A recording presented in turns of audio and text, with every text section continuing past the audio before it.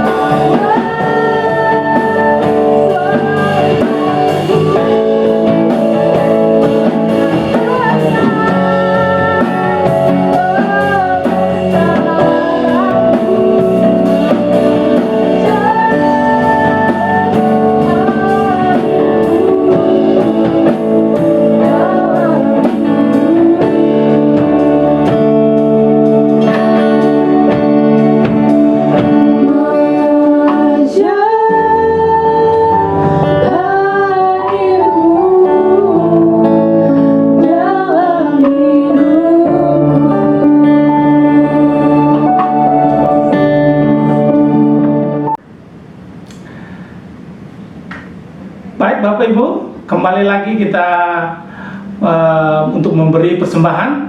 Saya percaya bahwa hari ini hari yang luar biasa, dan kita akan mau mendengar firman Tuhan, apa yang firman Tuhan ajarkan bagi kita, karena saya tahu firman Tuhan itu berkuasa.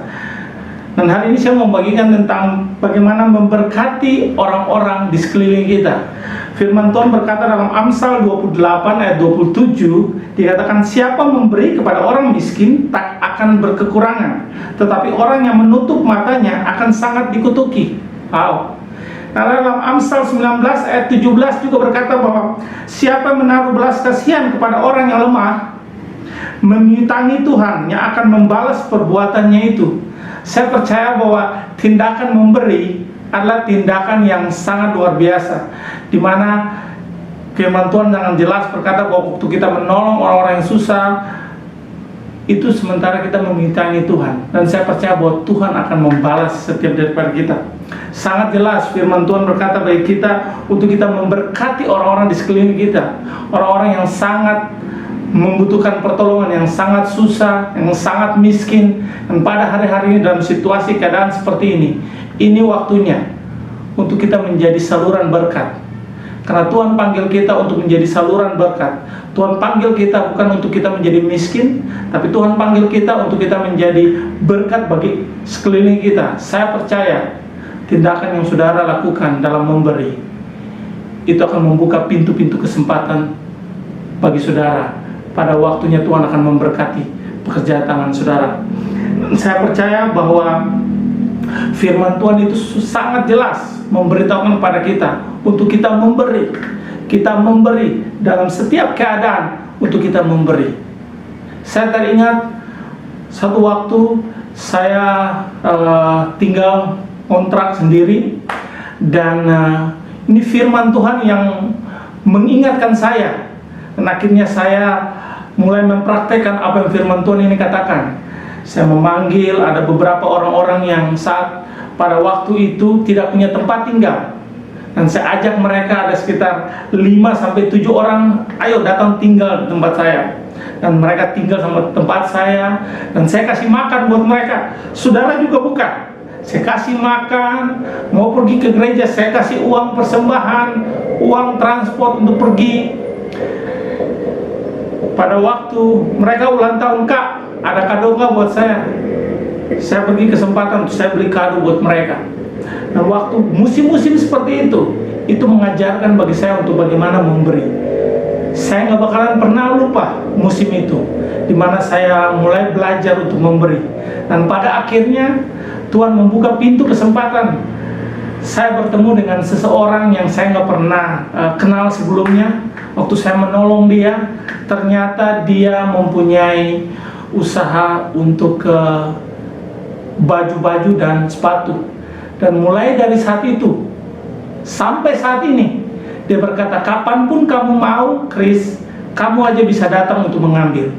Saya percaya tindakan memberi itu akan membukakan tingkap-tingkap langit, kesempatan bagi Bapak Ibu Saudara bisa bertemu dengan orang-orang yang tidak pernah saudara pikirkan.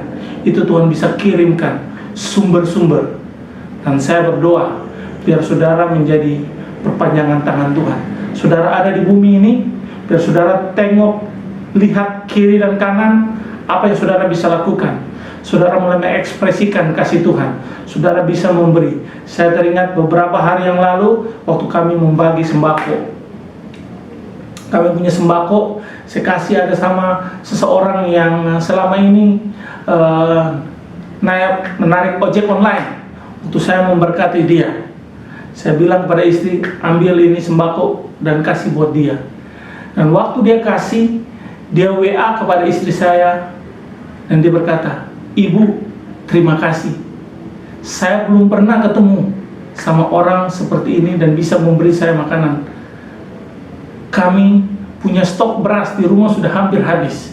Dan waktu saya mendengar diberitakan itu oleh istri saya bilang, wow, ternyata kita nggak pernah tahu bahwa waktu yang kita untuk menolong orang, kita nggak tahu, disitulah kita bisa menjadi perpanjangan tangan Tuhan, menjadi jawaban bagi orang-orang di sekeliling kita. Saya berdoa biar Bapak Ibu bisa menjadi perpanjangan tangan Tuhan. dan memberkati orang di sekeliling kita. Terima kasih. Tuhan, kami berdoa biar setiap orang jemaat di Sitri Victory Taman Pala bisa mengalami kebaikan Tuhan, dan mereka boleh menjadi berkat bagi sekeliling mereka dimanapun saja mereka berada. Apapun yang mereka lakukan, biar Tuhan memberkati, sehingga pintu-pintu kesempatan Engkau bukakan, sehingga apa yang mereka doakan itu akan Engkau jawab. Dalam nama Yesus, haleluya.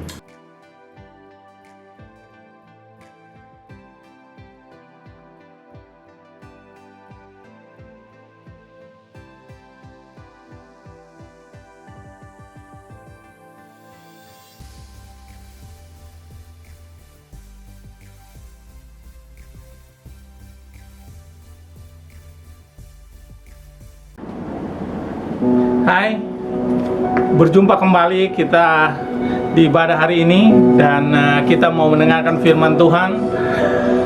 Saya tahu bahwa firman Tuhan itu sangat berkuasa. Oleh sebab itu hari ini saya mau bagikan firman Tuhan bagi Bapak Ibu yang ada di rumah, untuk kita sama-sama belajar dalam situasi keadaan yang kita alami. Alkitab berkata bahwa kita menjadi kuat di dalam Dia. Hari ini saya mau bagikan tentang jadilah kuat di dalam Tuhan. Dalam Efesus 6 ayat 10 dikatakan bahwa akhirnya hendaklah kamu kuat di dalam Tuhan, di dalam kekuatan kuasa-Nya. Saya percaya bahwa Tuhan mau setiap dari kita menjadi pribadi yang kuat. Bukan hanya kuat secara fisik, tapi kuat secara karakter. Di dalam setiap keadaan kita tetap menjadi kuat. Kita tidak menjadi lemah, tapi kita bergantung pada kekuatannya. Saya yakin bahwa kalau Anda mau membangun rumah, Anda tidak menginginkan hanya rumah itu menjadi bagus, tapi menjadi rumah itu juga menjadi rumah yang kuat. Kalau saudara mau membeli sepatu, bukan hanya warnanya dan modelnya yang bagus, tapi saudara juga mau supaya sepatu itu menjadi kuat dan punya daya tahan, bisa pakai dalam waktu yang lama. Begitu juga di dalam Tuhan. Tuhan menginginkan kita bukan hanya kuat secara fisik, tapi kuat dalam karakter, memiliki iman yang kokoh, mempunyai dasar iman yang kuat, sehingga kita bisa menang menghadapi semua tantangan, semua persoalan dalam kehidupan ini. Dan saya tahu bahwa kekuatan daripada Tuhan yang memampukan kita. Banyak orang mencoba untuk menjadi kuat dengan mereka fitness, mereka berolahraga supaya mereka menjadi kuat. Tapi bukan itulah yang dimaksudkan Tuhan untuk kita menjadi kuat. Tapi Tuhan mau supaya kita menjadi kuat di dalam Dia, kuat di dalam karakter, kuat di dalam menghadapi semua kehidupan ini. Biarlah kita menjadi orang-orang yang mau belajar untuk bisa menjadi kuat, supaya kita bisa mengembangkan satu kekuatan rohani yang Tuhan sediakan bagi kita, supaya kita bisa beradaptasi dengan kehidupan ini. Dalam keadaan baik ataupun kurang baik, kita tetap bisa menjadi kuat, tidak bisa membuat kita menjadi jatuh. Tapi ingatlah bahwa kekuatan secara fisik itu hanya sementara, sedangkan kekuatan dalam karakterlah yang membuat kita menjadi kuat.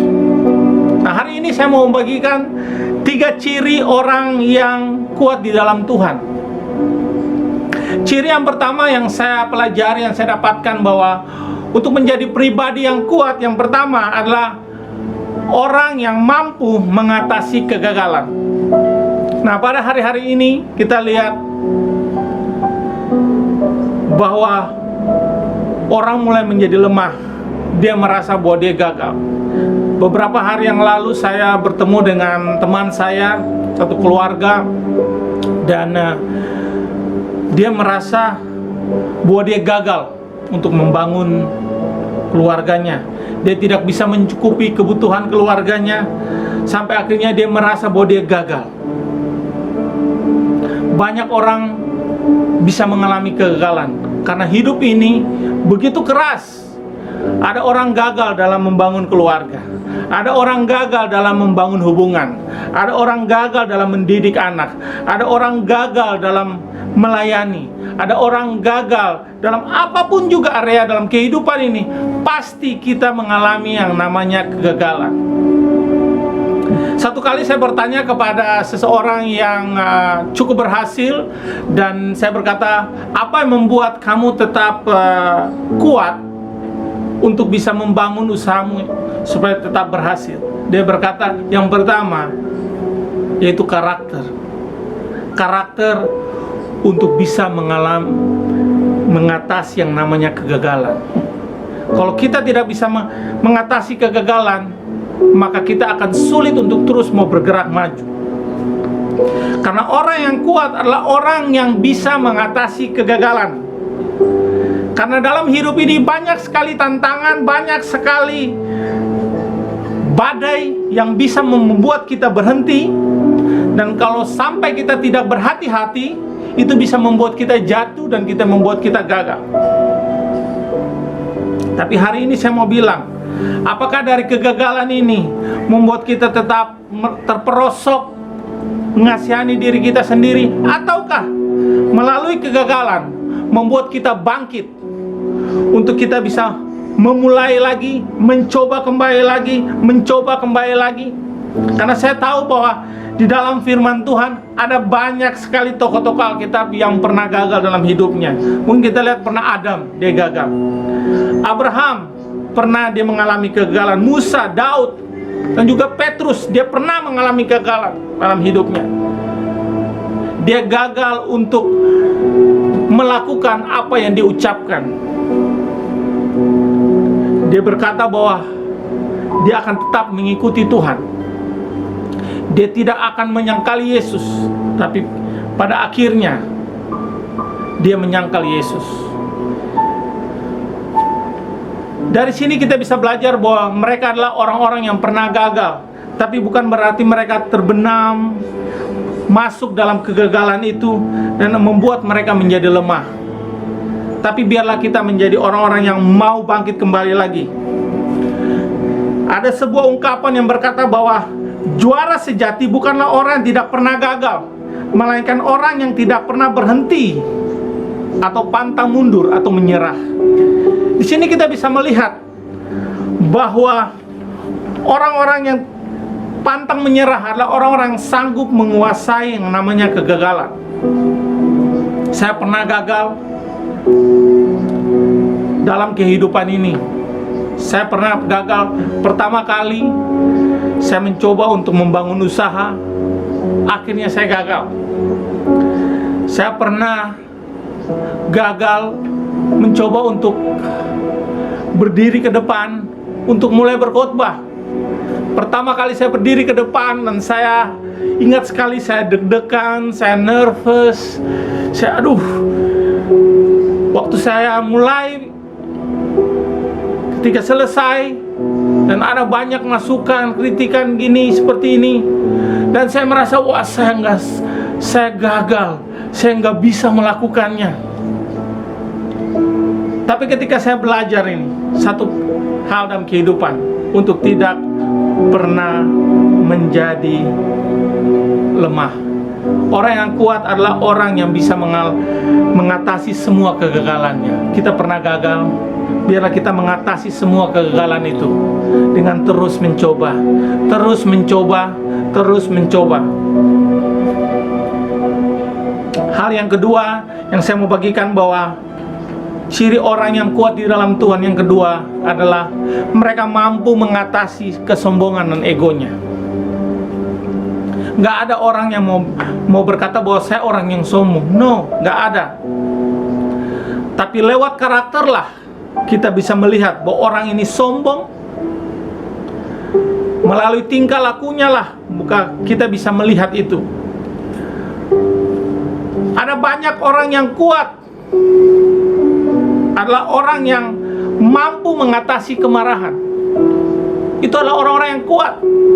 Mereka bisa menguasai emosinya, mereka bisa menguasai kemarahannya. Inilah yang kita terus belajar. Ada yang gagal, ada yang jatuh dalam kemarahan, ada yang jatuh dalam keegoisannya, kesombongannya. Tapi biarlah kita terus belajar, kita terus mencoba, kita terus. Biarlah kita tidak menjadi orang yang sombong dengan situasi dan keadaan yang seperti ini. Dengan kita menyalahkan orang lain, kita menyalahkan pemerintah, kita menyalahkan bos, kita menyalahkan orang lain, dan kita berasa bahwa diri kita lah yang paling baik. No, biarlah kita belajar untuk bisa mengatasi kesombongan dan keegoisan, sehingga kita bisa mampu mengatasi semua kesulitan. Banyak orang punya kemampuan untuk bisa mengatasi kesulitan. Dia bisa melewati masa-masa yang sulit. Dia bisa bertahan. Dia bisa melewatinya. Tapi di dalam satu lain hal, dia tidak mampu untuk mengelola berkat-berkat yang Tuhan berikan kepadanya, sampai akhirnya bisa jatuh dalam utang.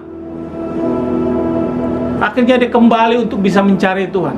Artinya bahwa ada banyak orang dalam kehidupan ini hanya mencari Tuhan sewaktu dia ada dalam kesusahan.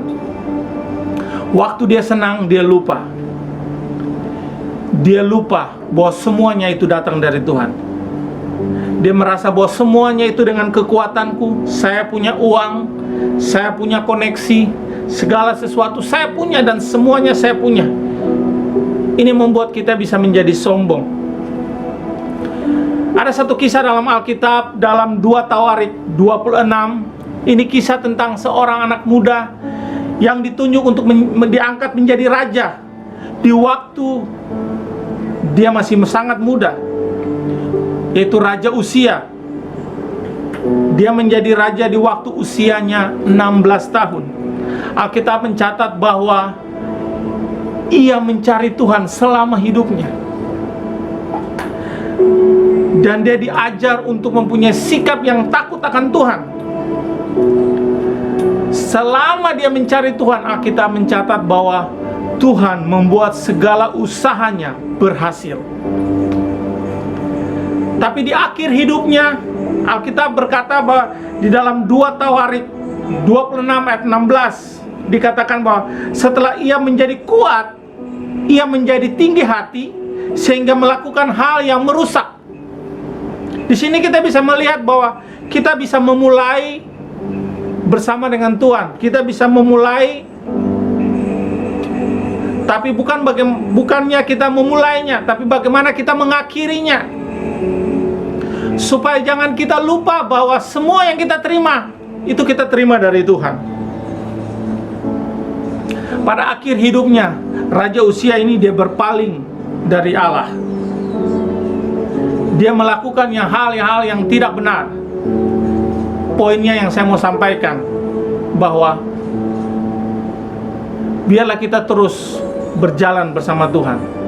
Jangan pernah izinkan kesombongan, keegoisan menguasai hidup kita. Teruslah kita belajar. Mungkin kita ada sebagian dari kita masih terus bergumul, tapi terus kita melangkah, terus mencoba lagi, dan terus mencoba lagi. Saya percaya bahwa waktu kita terus mencoba, karakter kita akan menjadi karakter yang kuat, sehingga kita mampu untuk bisa mengatasi semua kesombongan, keegoisan dalam kehidupan kita. Yang ketiga, yang saya mau bagikan bagi Bapak Ibu, bahwa ciri dari orang yang kuat dalam Tuhan, yang ketiga, bahwa orangnya mampu mengatasi kepahitan. Mampu mengatasi kepahitan. Orang yang kuat dalam Tuhan adalah orang yang mampu mengatasi semua kepedihan hati yang dialami. Berapa hari lalu saya bertemu dengan seseorang.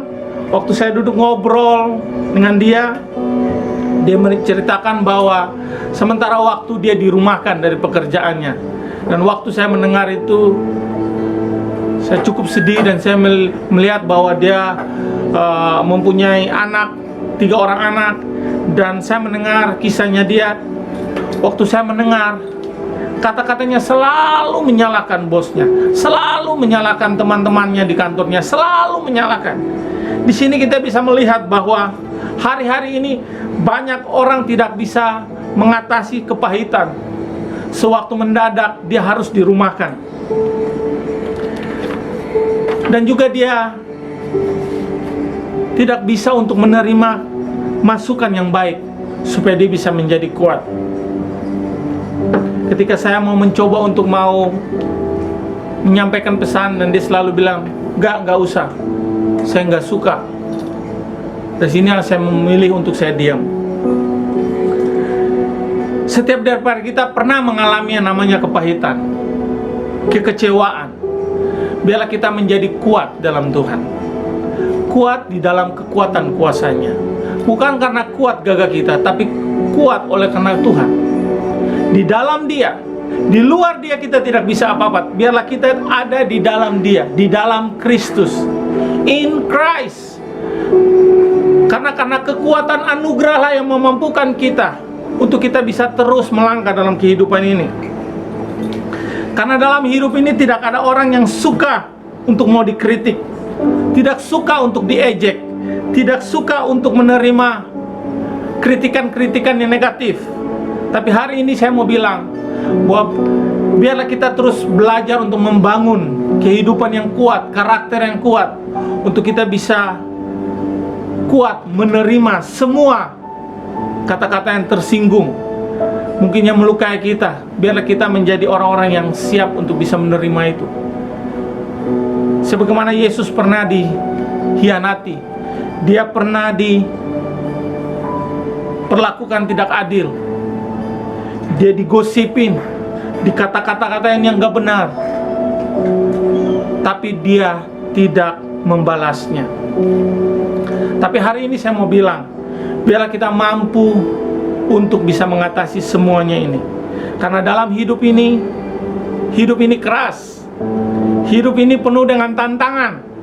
Kita nggak usah berdoa untuk bisa masalah. Dalam kehidupan ini pasti ada masalah, ada tantangan. Tapi saya berdoa, biarlah saudara makin hari makin kuat di dalam Dia, kuat di dalam kekuatan kuasanya. Karena Alkitab berkata bahwa dalam Matius 11 ayat 6, firman Tuhan berkata, berbahagialah mereka yang tidak kecewa dan tidak menolak aku. Biarlah dalam hidup ini bukan soal kita memulainya, tapi bagaimana kita mengakhirinya. Kita mengakhiri dengan pribadi yang kuat. Mungkin dalam hidup ini ada banyak sekali hal-hal yang bisa membuat kita menjadi lemah dan membuat kita bisa berhenti. Tapi saya mau berkata, terus berjalan, terus kuat, andalkan Tuhan, harapkan Dia, dan Tuhan akan memberi kekuatan supaya saudara bisa menjadi kuat di dalam Dia. Tuhan Yesus memberkati. Dan mari untuk meresponi firman hari ini, mari kita bisa menyembah bersama-sama. Biar kekuatan Tuhan yang memampukan kita. Saya nggak tahu persoalan apa yang Bapak Ibu hadapi saat hari-hari ini, tapi saya berdoa supaya kita tetap kuat di dalam Dia. Biar kita menjadi pribadi yang bisa mengatasi semua kegagalan. Biar kita bisa menjadi pribadi yang bisa mengatasi semua kesombongan, dan bisa menjadi pribadi yang bisa mengatasi semua kepahitan yang kita hadapi. Mari kita nyembah Tuhan bersama-sama. Thank you Jesus. Thank you. Thank you Lord. Thank you Lord. Thank you Lord. Thank you Jesus. Thank you Lord. Rabaka sakara baba.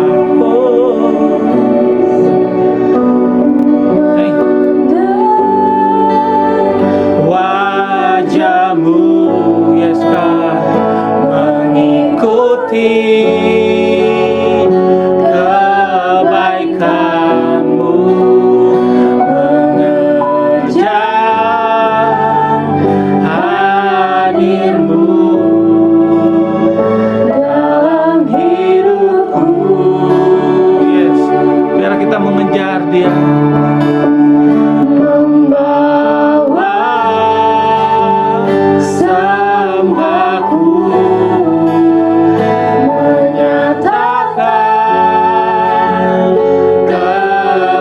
besaranmu mengejar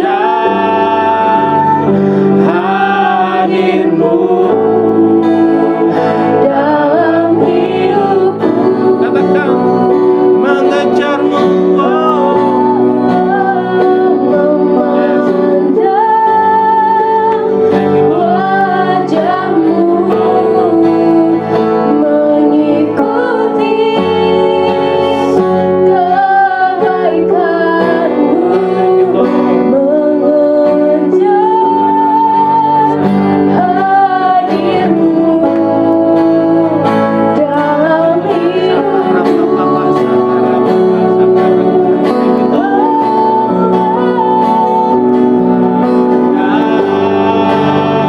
Sembahku menyatakan kebesaranmu, mengejar hadirmu dalam hidupku. Saya berdoa biarlah kekuatan daripada Tuhan yang memampukan kita untuk tetap kuat menghadapi semua pergumulan, tantangan dalam kehidupan ini. Saya berdoa biar Roh Kudus Kau bekerja menjamah setiap kami yang ada di rumah. Roh Kudus Engkau mengalir, yang sakit Engkau sembuhkan, yang lemah Engkau kuatkan, yang berbeban berat Engkau berikan kelegaan. Terima kasih. Kami tahu kami terbatas, tapi Roh-Mu tidak terbatas. Firman Tuhan sudah disampaikan. Biar Roh-Mu Tuhan bergerak, menjamah semua orang yang mendengar firman hari ini. Biarlah roh mereka dikuatkan, hidup mereka dikuatkan di dalam nama Tuhan Yesus. Biar sebentar kami pulang dengan damai sejahtera, sukacita, dan kekuatan daripada Roh Kudus yang mampukan kita untuk tetap kuat dan sampai Tuhan Yesus memberkati kita di dalam nama Yesus. Amin.